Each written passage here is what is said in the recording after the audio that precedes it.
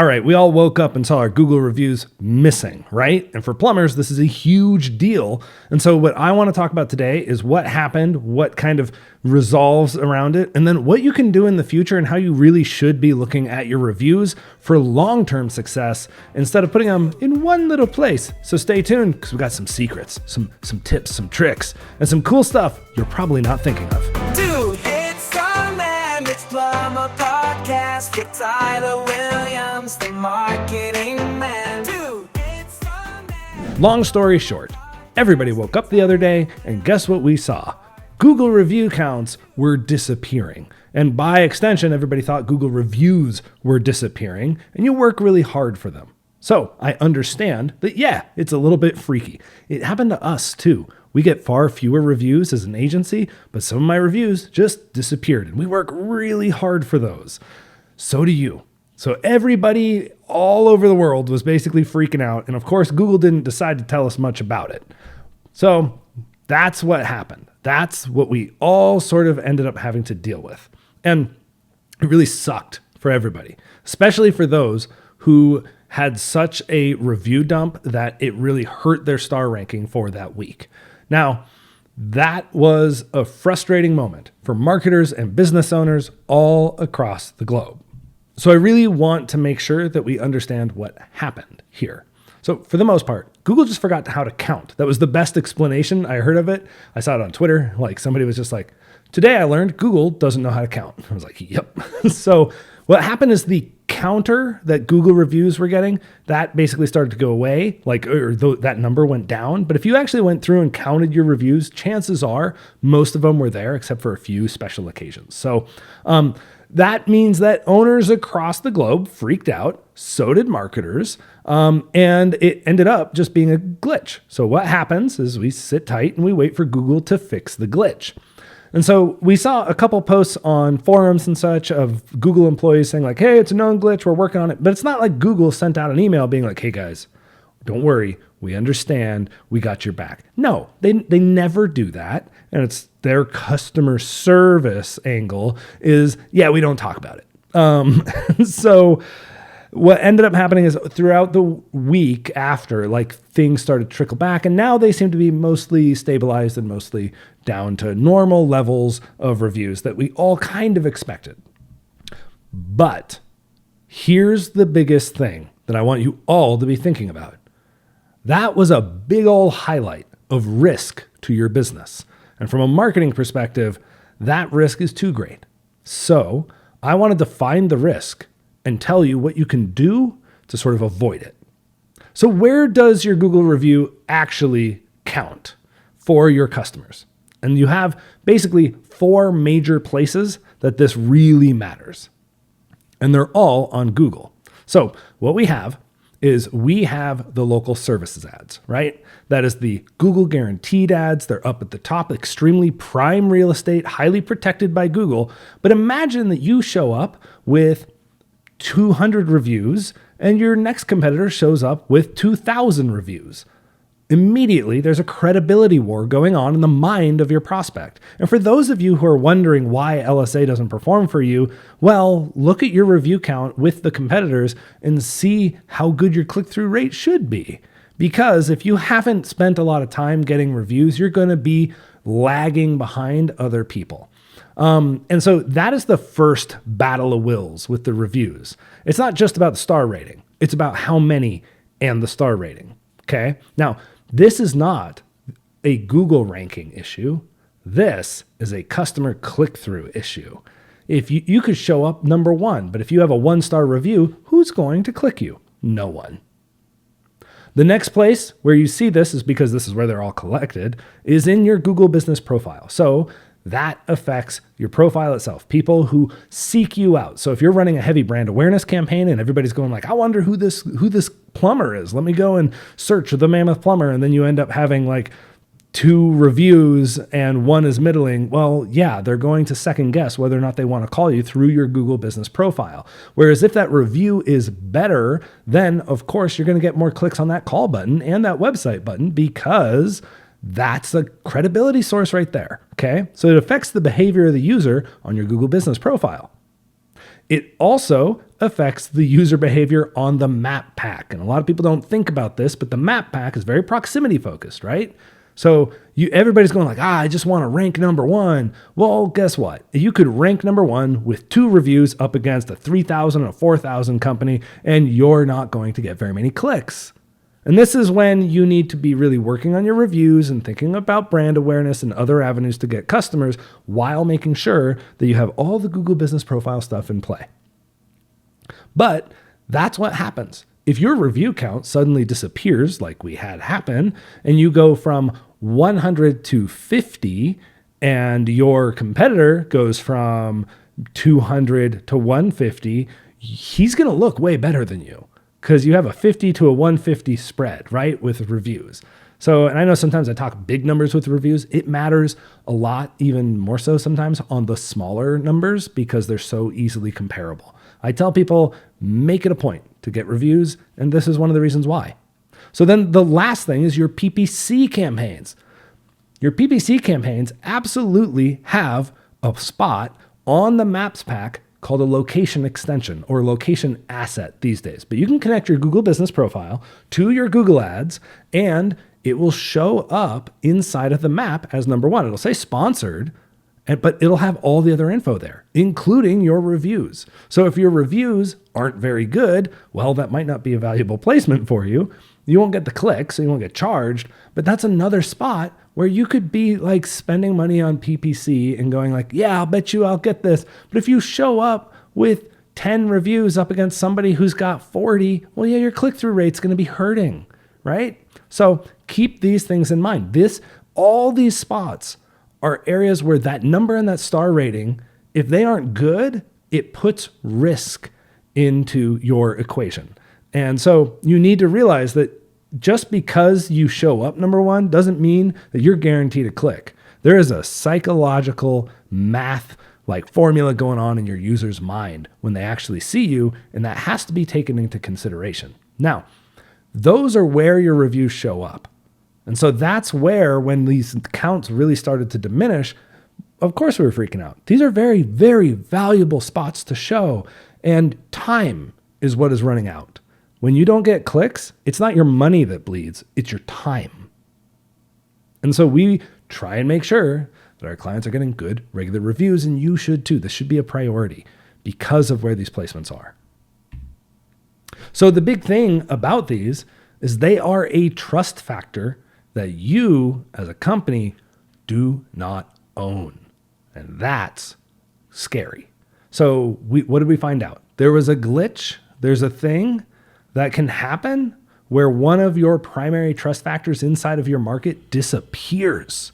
It's not that it didn't happen, but it's gone. The visibility of that trust factor is just immediately wiped off the face of the internet, let's say. So for those of you who end up getting a suspended Google business listing, well, that's another area where this is a trust factor that you don't own and you don't control. And so you're giving Google, unless you take some measures that we're going to cover in a minute, you're giving Google total control over that huge trust factor on whether or not you're a company worth hiring. I mean, the reviews are a shorthand for trust. They are an immediate equation of, oh, do I trust this one or do I trust that one? And here's an example of how they can play out with LSA. You can see we've got close to 5,000 reviews up against somebody who's 349 reviews. Which company out of these two do you think gets their buttons clicked on more? Definitely Anderson, because they show up well. So those are the risk factors and the truth of the platform. It is a trust factor that you don't get to own. It's sitting there on Google's property. So how, when you have access to this cow, do you milk it? This is what I really want people to be thinking about when it comes to anything that they don't own. If you are running Facebook ads, if you're running Google reviews, anything that you don't own, you need to figure out how to turn it into as much of your asset as possible. And this will mitigate your risk around the big tech companies and their control and the issues that can come up from those. So one thing that I doubt very many companies are doing, and I'm not, but I should be, is cataloging the reviews. Grab a spreadsheet. Go and make sure that every week or every month somebody's going through saying name, star rating, and here's the text from the review. It's up to you if you want to actually pull the photos. But what this will do is it will help build a database of reviews that you have. And the reason why is because what if that listing is suspended and all those reviews go away because you had to get a new Google business listing because of something that you just didn't know about? That's the risk. And so what I think people should be doing is grabbing these because they exist purely on Google's land and putting them in their land. Is it as useful? No, not outright, not right now. But at least then you have this catalog of content and this catalog of trust that you can go ahead, lift up, and put anywhere else on the internet, and it's yours. It's just like how we say, man, get your email list robust, so that way you can activate those people. Well, it's kind of the same thing with reviews. Go and catalog them so that way if they go down for any reason, you still have that lever you can pull for trust and credibility by rising them on other platforms. And so let's say that your Google business listing does get suspended. You know what you can do? If you have a database of customers who left you previous reviews, awesome. You can go and contact them again and say, hey man, here's what happened. The review you left me was super helpful and it disappeared because Google did a thing. Would you mind leaving me another? Here's the link. And that way you can get your reviews up on your new profile as fast as possible. That's going to be really critical if you ever run into a big problem like this. And I kind of alluded to this, but you need to amplify those reviews. It's huge. So you got to remember, no one sees that you're a 5-star plumber until they start looking at you. But you can be proactive and aggressive in your approach into the market by saying, hey, everybody, I'm 5 stars. Look at me. And I'm not talking about just like posting it on your Facebook. I'm talking about turning it into a freaking ad. So that way you're not hitting 1 to 300 people a post. You're hitting thousands upon thousands with regularity. Those people aren't going to know that you're a 5-star plumber until they try and search for you. And you better hope that that's what they're doing, because if not, they're going to see a whole bunch of other plumbers with more reviews. So control the narrative with advertising. You control the psychology of a market, and guess what? Then you end up winning the search because they're coming directly to you. I've said this lots of times. You can go into my old videos, but grab those reviews, screenshot them, throw them into that spreadsheet that I told you about, because then you can turn them into further trust factors on lots of other platforms in perpetuity. You could pick up this one review right here, and you know what you could do? Not that I would recommend this, but you could run a newspaper ad showing it, right? You're transferring that trust into another zone. And the other thing that I really want you to understand, because I'm a big ads guy, is how that works with frequency. For $500, you can get close to 100,000 impressions on Facebook for a photo post, just like this. Then for those 100,000 impressions, you can spread them out to make sure that you're going to hit people 15 times a month. That's every other day. They see a new Google review and man, they're just going to think, geez, this guy's awesome. Apparently everybody loves him.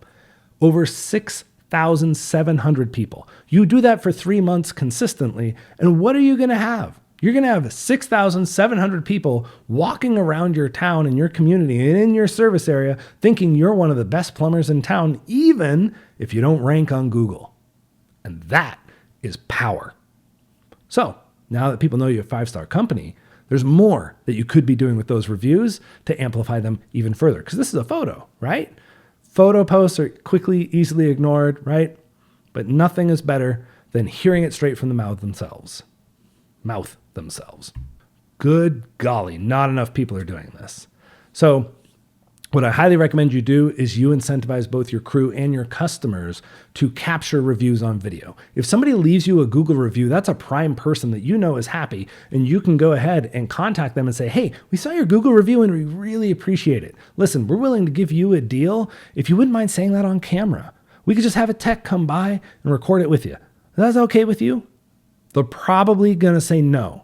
But for the few that say yes, Those are videos that you can take as ads. You can put them on your website. You put them on your PPC landing pages. You can put them everywhere. And that rises the overall trust even more, because it's one thing to see it in text and it's quite another to see, oh man, I loved the Mammoth Plumber. They were amazing. So I have two examples right here. The first one is Dude Wash. That's my brother's pressure washing company. He and his technician went out, washer, I don't know, I do with plumbers, they're technicians, went out to their customers and was like, actually, this was a different deal. This is where they ended up saying, hey man, we'll wash this for free if you mind being on camera, right? So they were able to then capture these testimonials and then run them as ads into the market. That's one first and very powerful step to getting people to pay attention to you. So then the second one is a woman saying, hey, here's my cell phone video of my review. It's that simple. Put your logo over it, put 5 stars. That's probably something we should put there. And then bam. No, one thing is, it doesn't matter how much they say. You don't have to have this giant like diatribe, this huge effusive like Shakespearean like script that they recite. Really, you need 1 sentence, 2, 3, just say, hey, tell us what you think. And that's all you really need, because then what you can do is tag on any other information you want on the back end of that when you're running it as ads. That's another way to just show people like, these are real customers. These are real people. There's a sincerity in how simple this is. And that will help build your reviews even more. So these are awesome to have. And usually when we run these out into market, we start seeing the other trust factors like direct Google business searches and clicks on the website go up, up, up, up, up, up, up, when you end up pre-positioning your company as the cool one in the market. Okay, so here's another thing that you can do, and we've done this ourselves. It's called a platform called Video Ask. It's a great little platform for being able to request reviews. And you just sent them a link, okay? They click the link and it starts it comes up with you where it says, hey, thanks for doing this, yada, yada, yada. Here's what we're looking for out of review. Just have fun. Doesn't matter what you say really, so long as you sing our praises. And then they're able to record their camera on their phone and it shoots it to you. You can download it and put it into a video editor. And then bam, you've got yourself a video ad that can go out on YouTube, TikTok, Instagram, Facebook, LinkedIn, Twitter. Like you could do it organic. You could turn it into an ad, which is highly recommended. And that's what it is. So it's super, super simple, because here remotely, basically, you're guiding them through the review with just a simple prompt. So we've used it for ourselves. Like I have testimonials of my company that we use this for, and it's great. Okay, so another way to craft it is use actors. Not everybody wants to be on a review, and I get it. It's a little bit weird and it's a little bit scary for them to be like, I'm just going to record this video and send it off, and I hope people don't think I'm stupid. Like there's a bit of a catch every time you ask somebody to be on video. But we have for years used actors. For 20 years, I have gone and said, hey, what do you think of this company? Cool, that's what they think. All right, well, now let's craft a script, and now let's get an actor to say that script. Rescue 911 did this, but also every infomercial on the planet is basically this. And so let's play this for you so you can hear it. He was professional and polite. He fixed everything and made it as good as new. He even put up with my big dogs running around. So I highly recommend him. As a single woman, it's a blessing to have a competent repairman that just doesn't belittle me. I'd always recommend Prospector Plumbing and Heating. Okay, so that particular video was exactly the script pulled out from a Google review and then given to an actor to say. And then you add photos and B-roll, and guess what? You come alive. That is the difference. So there's no reason to not do it. It's so simple. And for $75 to $150, you can have somebody in your local community just shoot this for you. So then we're getting into weird AI zones, right? So this one in particular is done with AI, and I want to show it to you so that way you get an idea of what these capabilities are. Holy buckets of prehistoric plumbing magic. A mammoth showed up to fix my plumbing. It was so big, but nice, like super nice. I've never been impressed with a plumber before, but this one had all of our leaks fixed and even gave me a commemorative T-Rex skull. It was such a good experience that he's really part of the family now. And Just can't wait to call him back. On his way. Oh, the Mammoth Plumber's here. No more chaos. That entire thing was done with AI. Like, that's why the script is so weird, because I could make it weird. I could say whatever I want. That is that isn't a real plumbing company. Those aren't real mammoths, just in case you were wondering. But that entire thing was done through writing something out, utilizing this feature of AI, and then creating and crafting what appears to be an ad, right? Now, just feed that your reviews. And to give you an idea of like the capabilities of this, hold on to your hats. That woman was AI. Now, I gave this same talk to a group of plumbers in the Wealthy Plumber Coaching Group, and no one pinged that this was AI. So it's interesting to see, right? So you could take your Google reviews as they exist, you can load them up into AI, and you can shoot them out into your community, and people will trust it. Now, there are some of you are probably shaking your head like, I won't do that. That's not ethical. What is the difference between taking a review and putting an actor with it, or crafting a pre-written review and putting an actor with it? Those are things that we have done for ages as marketers. Good example. Not everybody in a McDonald's ad actually loves their hamburgers, just in case you didn't know. And really, one of the biggest things that I want you to take away from this talk is that credibility doesn't only happen on Google. It happens in the mind of the customer. So if you can get into the mind, Google isn't a problem. They can do whatever they want. They can have as many glitches as they want. But if you are solely trying to build your company in one zone, you're putting a lot of trust and a lot of power into a tech company that doesn't care about you. The only thing they care about is their shareholders. So take those reviews. Do me a favor, catalog them, amplify them, turn them into something else, something useful, something your customers actually care about. And you should do this because you did the service well. You earned those stars. You earned those testimonials. There's no sense in just letting them sit there and making it so just a few people see them a month. I would rather thousands of people in your community know that you are as awesome as your customers say you are. And if you need help with your marketing and you're curious about what to do next, do me a favor, schedule a consult with me and my team. We'd be happy to talk and sort of line you out with some next steps. You can find out how to do that at tylerwilliams.net. But regardless of whether or not you use us, use somebody else, this is the truth of the matter. It's a battle for the mind, not a battle for Google. Google is a component in a larger conversation that we all should be having, which is how do you win the customer's trust? Don't let Google be the only one with the keys to that castle. Let me tell you the tale of Tom Williams, the marketing man. Moon beneath the northern glow, through icy winds and endless snow. One dark night, disaster came, a plumbing failure, a world in shame. Searching online, no ads in sight, no plumber answered in the endless night. The pipes burst wide, the earth gave way. His home was gone, his mother lost. With fist clenched tight to the frozen sky, Tyler made a vow, a marketing cry. Arise, their name shall stand. I will forge their fate with my own hand. Tyler Williams, the marketing man, with cosmic power, he built the plan. Fire in his eyes, campaigns in his hand. He builds lost plumbers across the land. From frozen wastes to city skies, plumbers thrive where legends rise.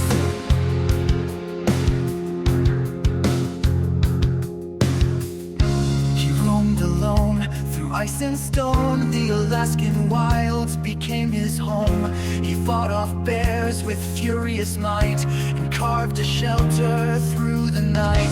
But cold winds whispered, his breath ran thin. He stumbled weak, his strength grew dim. Then through the storm, a shadow tall, a mighty mammoth, a titan's call. I am Mark, the marketing mammoth. Tyler, your time has come. I will teach you the cosmic secrets of persuasion and advertising. Ancient marketing magic lost to time. Through my their time of need.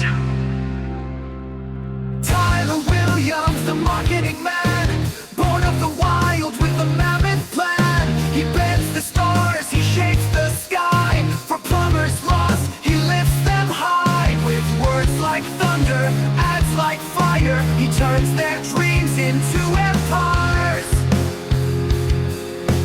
No more shadows, no more doubt.